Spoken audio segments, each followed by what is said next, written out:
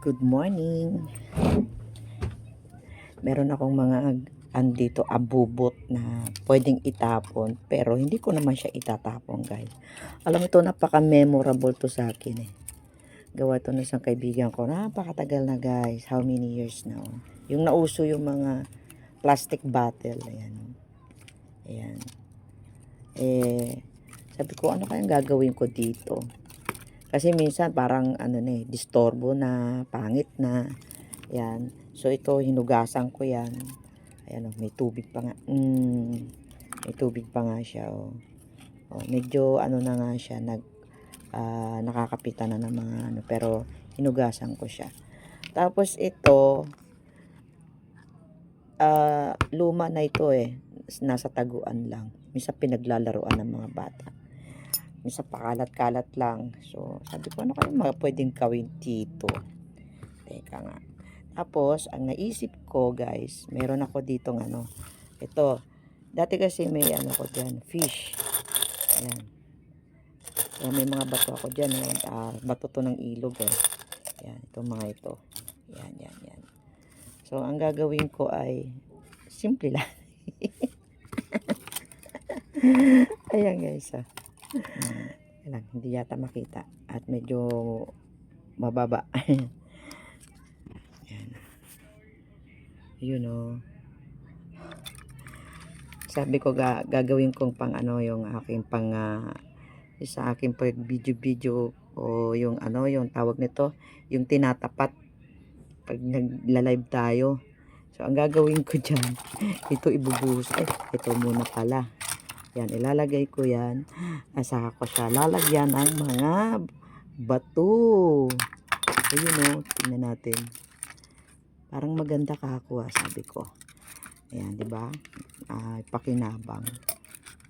Kasi hindi naman ako marunong yung mag DIY, mag-cut ng mga kung ano-ano. So, yung mga panapon, gawa na lang ng paraan. Ayan. Ayan. Di ba? Ang ganda ng pang display.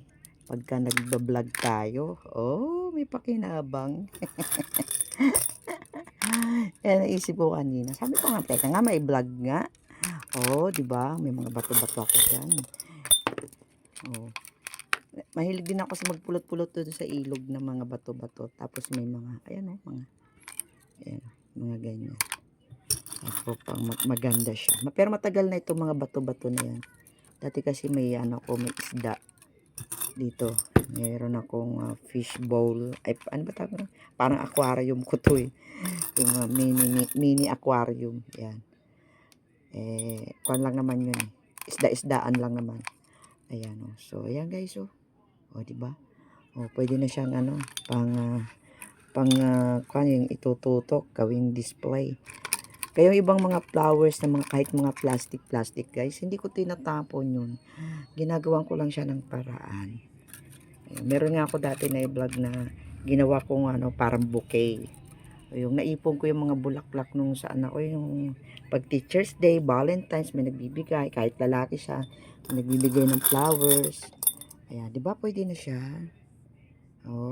Ayan lagyan natin dito sa gitna. At least may pakinabang. Diba? Sayang. Sana naman tayo pambili ng magagandang mga magagandang mga flower. Mahal-mahal pa. Ito na lang. Diba? Yan guys. So yan. Nakagawa tayo ng paraan.